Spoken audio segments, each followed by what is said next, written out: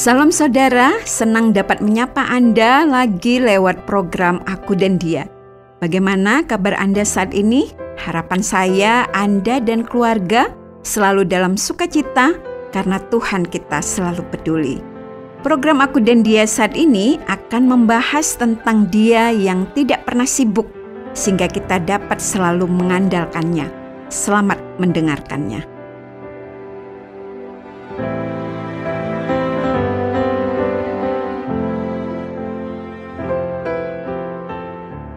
Tiba-tiba, salah satu anak dari kelompok yang biasa kami layani mendatangi aku dan mengatakan, "Bu, saya belum mendapatkan kuenya." Saya terkejut karena aku berpikir semua anak sudah kebagian kue yang memang kami bagikan dalam pertemuan itu.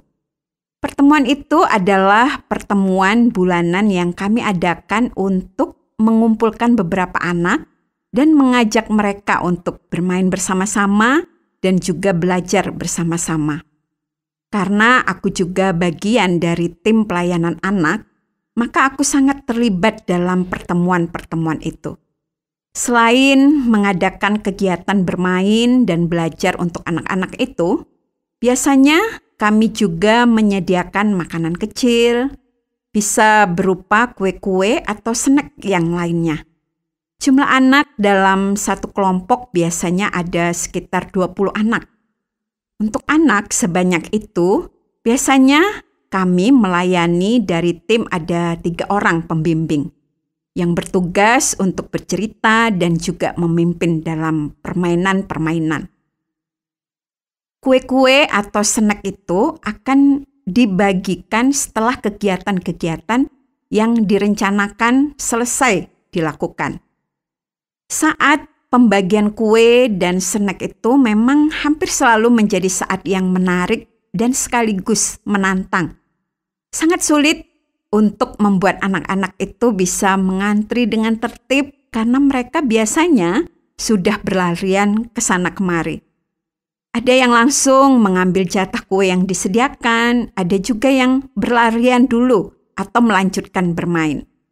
Kami tentu saja berusaha agar semua mendapatkan bagian kue yang memang disediakan cukup untuk mereka semua.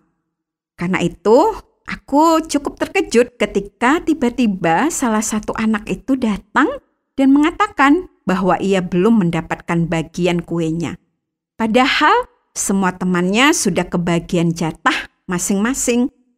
Karena begitu banyak hal yang harus kami perhatikan dan kami lakukan sebagai pembimbing, termasuk juga harus merapikan kembali tempat yang baru dipakai untuk bermain dan juga menyimpan kembali mainan-mainan yang baru dimainkan.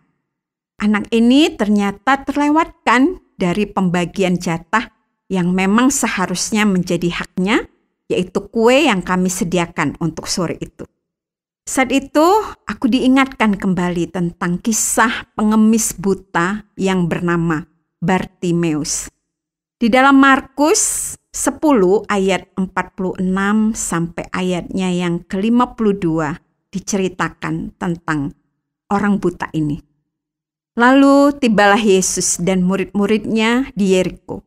Dan ketika Yesus keluar dari Yeriko bersama-sama dengan murid-muridnya dan orang banyak yang berbondong-bondong, ada seorang pengemis yang buta bernama Bartimeus, anak Timeus, duduk di pinggir jalan. Ketika didengarnya bahwa itu adalah Yesus orang Nazaret, mulailah ia berseru, "Yesus anak Daud, kasihanilah aku." Banyak orang menegurnya supaya ia diam. Namun semakin keras ia berseru, "Anak Daud, kasihanilah aku." Lalu Yesus berhenti dan berkata, "Panggillah dia." Mereka memanggil orang buta itu dan berkata kepadanya, "Kuatkan hatimu, berdirilah, ia memanggil engkau." Lalu ia menanggalkan jubahnya. Ia segera berdiri dan pergi mendapatkan Yesus. Tanya Yesus kepadanya, "Apa yang kau kehendaki supaya aku perbuat bagimu?" Jawab orang buta itu, "Rabuni, supaya aku dapat melihat." Lalu kata Yesus kepadanya, "Pergilah, imanmu telah menyelamatkan engkau." Pada saat itu juga melihatlah ia, lalu ia mengikut Yesus dalam perjalanannya. Membaca kisah ini membuat aku sangat terhibur. Dengan jelas kisah ini menuliskan tentang seorang yang susah sangat terbiasa untuk dipinggirkan, disingkirkan, dan juga diabaikan. Ia adalah seorang pengemis buta yang bernama Bartimeus. Ia begitu dianggap rendah sampai-sampai ketika ia berseru saja memanggil nama Yesus yang sedang lewat di dekat tempat ia biasa mengemis, orang-orang banyak menegurnya dan menyuruh dia diam. Di dalam sikap orang banyak yang ada di dekatnya itu, seolah-olah terucap pernyataan yang sangat menyakitkan bagi Bartimeus, yaitu bahwa ia dianggap tidak pantas untuk memanggil nama Yesus. Ia dianggap juga tidak pantas mendapatkan kesempatan untuk bertemu dengan Yesus. Namun, Yesus memiliki pandangan dan sikap yang sama sekali berbeda. Di tengah keriuhan orang banyak yang berbicara dengannya, dan di tengah kerumunan orang banyak yang mengelilingi dia, ia dapat mendengar seruan yang tulus yang keluar dari hati yang terdalam dari seorang pengemis buta yang hina, yaitu Bartimeus. Ia yang maha tinggi itu tidak terlalu tinggi sampai ia tidak bisa mendengar teriakan dari pengemis yang duduk di pinggir jalan. Ia yang maha suci itu juga tidak menjadi tak terhampiri oleh seorang Bartimeus yang seumur hidupnya bergelut dengan kotoran dan debu jalanan yang penuh kenajisan. Ia juga yang maha mulia itu tidak juga mengabaikan seorang buta yang dianggap hina dan dipandang remeh seumur hidupnya. Ia yang sempurna tidak menjauhkan diri dari seorang pengemis yang memiliki cacat tubuh dan membuatnya tidak berdaya. Dan yang bagiku sangat luar biasa, bahwa Yesus sangat disibukkan oleh begitu banyak hal yang harus dilakukannya di dalam pelayanannya. Tetapi ia tidak menjadi terlalu sibuk sampai tidak memiliki waktu untuk Bartimeus. Ia adalah seorang guru yang sangat disegani, sehingga ia dinantikan oleh banyak orang. Kemanapun ia pergi, orang banyak akan berbondong-bondong mendatanginya. Bukan hanya itu saja, sejumlah besar orang juga mengikuti dia kemanapun ia pergi. Karena ia memang mengajar dengan cara yang sangat luar biasa. Dan di sela-sela waktunya mengajar, ia melakukan banyak perkara yang ajaib. Karena banyak orang yang juga datang untuk meminta tolong kepadanya. Selain itu, ia juga harus menghadapi berbagai serangan dan jebakan yang dilakukan oleh orang-orang yang membencinya, yaitu orang-orang Farisi yang memang begitu membencinya sampai mau membunuhnya. Yesus juga di dalam kemahatauannya mengerti bahwa masa pelayanannya sangat terbatas.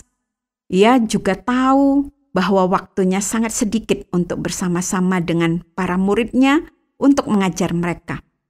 Ia juga sangat tahu bahwa tidak lama lagi ia harus menyerahkan nyawanya di kayu salib. Namun yang sangat mengagumkan bagiku adalah bahwa bahkan dalam kesibukan yang demikian itu, ia masih memiliki waktu untuk berhenti dan menjawab kebutuhan dari seorang pengemis buta yang bernama Bartimeus itu. Dan itulah yang selalu menguatkan aku, yaitu bahwa Yesus tidak pernah menjadi terlalu sibuk dengan segala sesuatu sampai ia tidak punya waktu untuk menjawab permohonanku. Ia juga tidak menjadi terlalu sibuk melakukan perkara-perkara ajaib sampai ia tidak memiliki waktu untuk melihat kehidupanku dan bekerja di dalam hidupku. Ia yang mengendalikan alam semesta tidak menjadi terlalu sibuk sampai ia tidak memiliki waktu untuk menyatakan kasih-Nya kepadaku. Ia yang mengatur jalannya bintang-bintang tidak menjadi terlalu sibuk sampai ia tidak sempat mendengar seruan dan permohonanku. Aku sangat bersyukur bahwa ia tidak hanya sekedar menyembuhkan Bartimius, tetapi ia benar-benar berhenti dari perjalanannya dan dia mau berbicara dengan Bartimius. Dan kemudian dia juga menyatakan karya kesembuhannya. Aku membayangkan bahwa banyak orang yang lewat dan memberi sedekah kepada Bartimius, melakukannya dengan cara yang mungkin sembarangan saja. Mungkin ada di antara mereka yang bahkan hanya melemparkan saja sedekah mereka dari jauh, agar tidak harus mencium aroma Bartimius yang kemungkinan besar tidak sedap. Namun, Yesus tidak demikian. Ia tidak sekedar membuat Bartimius bisa melihat, tetapi ia juga menyuruh Bartimius mendekat kepadanya dan secara pribadi berbicara dengan dia.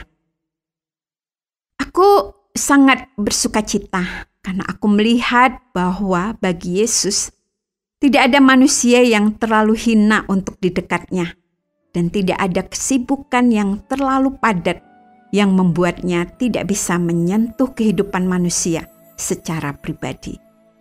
Ada Yesus yang selalu peduli.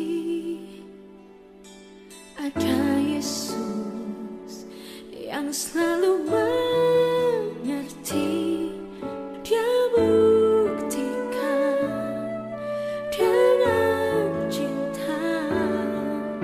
Dia berikan nyawanya bagi kita. Ada Yesus yang selalu peduli.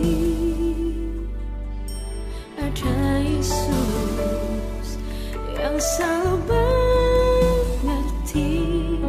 Dia buktikan dengan cinta. Dia berikan nyawanya bagi kita. Oh Yesus mati bagiku, memberikan nyawamu bagi hidupku. Darahmu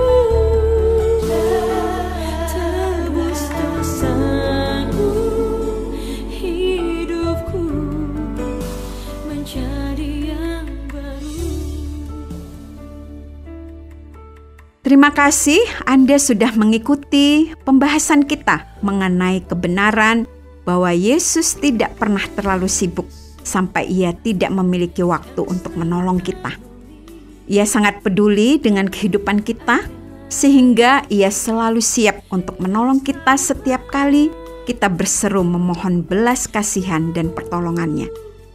Kalau Anda ingin memahami lebih banyak tentang bagaimana Yesus Kristus yang mengatur jalannya alam semesta itu juga memperdulikan kehidupan kita, atau Anda ingin mengetahui lebih banyak tentang pribadi Yesus yang satu-satunya yang selalu siap menolong kita, kami siap untuk menjelaskan secara lebih lanjut untuk menolong Anda lebih mengenal Dia. Atau mungkin Anda ingin menyampaikan pokok doa Anda kepada kami, dengan senang hati kami akan mendoakan Anda. Anda dapat menghubungi kami lewat SMS atau WhatsApp ke nomor 081 333 777 386. Sampai jumpa, Tuhan Yesus memberkati.